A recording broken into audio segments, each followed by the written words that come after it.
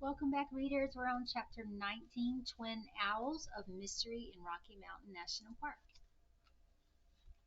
The chill of morning was still in the air when they left on their bikes. Jake felt uneasy, but he dismissed the nervous tension that was buzzing in his legs. From the campground, they rode into town, where they stopped at a shop to buy penny candy. Then they followed the river walk to a bike path that led them out of town.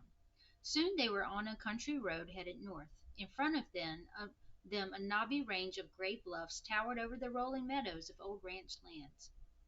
The native people named it Lumpy Ridge because of its enormous rounded rocky cliffs. The rock faces in this part of Rocky Mountain National Park were famous for their rock climbing routes.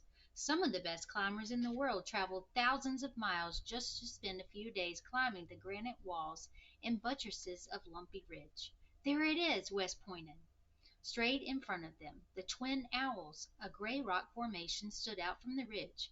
The massive stone towers were shaped like two owls nestled close together on their perch. The kids steered into the Lumpy Ridge trailhead. Wes began securing their bikes to the bike rack while Amber and Jake studied the trailhead signs. "Hey, Wes, are you about ready?" Jake called out. "Just forgot my combination." Wes was bent over, fiddling with the lock. "Don't worry, I'll remember it. Just give me a minute." Amber noticed that a man waiting by the restroom kept looking over toward Wes and the bikes. "That guy doesn't look like much of a hiker." "What do you mean?" Jake asked. "He looks normal to me." "Take a second and just look at him." "That would be weird." Jake fidgeted with the straps on his backpack. "He is going to notice if I'm staring at him." "Just pretend to tie your boots or something and then glance over at him."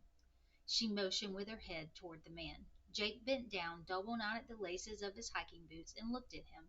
He wore dress pants, a jacket, the kind Jake's dad would often wear to work, and a pair of sunglasses. "He's probably just a tourist stopping to take in the view." Amber kept her back to the man. "Look at his ear." She raised her eyebrows and whispered, "He's got an earbud in, and he's talking with someone."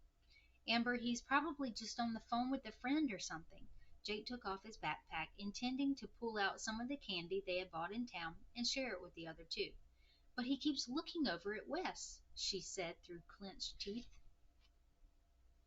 "Well, Wes is kinda unusual. The crazy red hair gets people's attention." Jake unzipped the front compartment of his backpack while Amber stole another glance at the man. Her eyes grew big. "I think he just repeated Wes's lock combination to whoever he's talking to on the phone." Jake stopped looking for the candy and his eyes narrowed. "Amber, that's the weirdest thing ever. You're acting paranoid." The word paranoid made him stop short, and he immediately thought of Jasper. "It reminds me of the way Jasper eyed the door and looked around suspiciously when he gave me the package," Jake thought. "I swear," Amber whispered. Her face was as serious as the gray stone of the Twin Owls. Wes approached. "Why are you guys whispering?" Amber gave Jake a stern look, then looked to Wes. "Is your lock combination 2572?" Wes's mouth hung open in amazement. "How did you know? And why am I whispering?" Amber punched Jake in the shoulder. "Ah, that actually hurt this time." Jake held his hand on the spot where she had hit him. "It was supposed to. See, Jake, I told you." She glared at him, grabbing a strand of hair from the front of her face and placing it behind her ear. "Told him what?" Wes's eyebrows furrowed as he leaned in. "That guy over there is on his phone with someone," she whispered. "He's been watching you dial in your combination, and I watched him say 2572 to the person on the phone." Wes turned around and stared at the man. Jake grabbed him by the shoulder and turned him back around. "You can't be so obvious," Jake whispered. He could feel Amber staring at him, waiting for him to admit that she had been right. He looked up from the ground and met her eyes. "I'm sorry. I believe you now." "He's going into the restroom." She motioned with her head towards the bikes. "Go quick. Change the combination." Wes ran to the bikes and began fingering the combination until it was reset. He ran back to Jake and Amber before the man returned. "Okay, let's get moving." Jake started running up the trail with Wes and Amber at his heels. After about 5 minutes, they were winded and slowed to a fast walk. "Why would that guy want to steal our bikes?" Wes put both of his hands on the back of his head. Jake glanced at the trail behind them to see if they had been followed. A chipmunk scurried across the gravel path. He stopped and took a deep breath. He looked back down the trail again. "Now I feel like Jasper," he thought. He pinched his lip as he considered what had just happened. Guys, I wonder if it's them. Wes's already big eyes grew enormous. You mean them? As in the guys that Mather's note talked about? Jake nodded. He slowly repeated the line from the note. They know I have it, and it's no longer safe with me. A cold wind kicked up a cloud of gray dust from the trail. It blew dead leaves out from under the nearby scrub oaks, and they skittered across the ground like pieces of brittle brown paper. Amber rubbed her shoulders and shivered.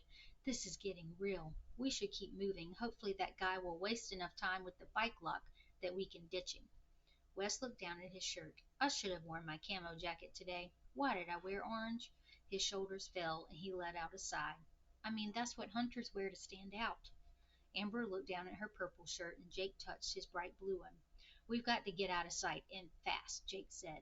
They resumed hiking but picked up their speed as they went up the trail. Minutes later they arrived at the base of the Twin Owls.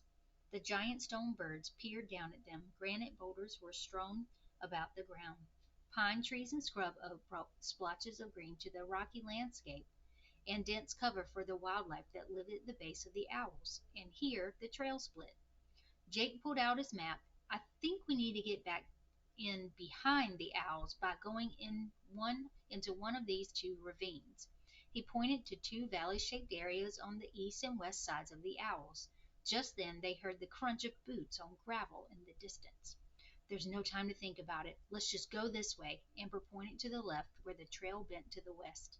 They ran. Still running, Jake scanned the edges of their path. There wasn't a trail on the map, not one that leads to the rocks.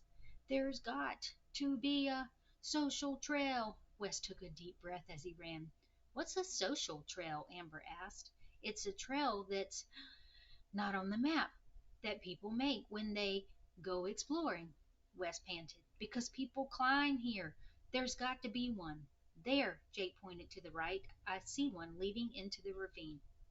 A faint path led into the rocks alongside the trail, then disappeared into the dark, forested, and narrow pass. They followed its course as it twisted down, then back up toward the Twin Owls. The trail was steep now, running over rock and loose gravel until the path ended at the smooth cliff face below the broad and long chests of the owls. We're not going to climb this thing, are we? Wes asked. No, Jake shook his head. We don't have the gear for that. Remember the big cracks we could see from the road? Wes and Amber nodded as they caught their breath. That's what we need to look for, some kind of opening in the rock. Jake stared up at the cliffs. The trail keeps going here. Amber pointed out a narrow path that curved around the cliff face. They followed it until they came upon an immense gash in the stone and a ramp of boulders leading up and into a space between the two owls. Amber took the lead. Be careful, she called back. It would be easy to knock a rock loose and hit the person behind you. The higher they scrambled up the ramp, the darker it became, the stone walls growing closer together with each step.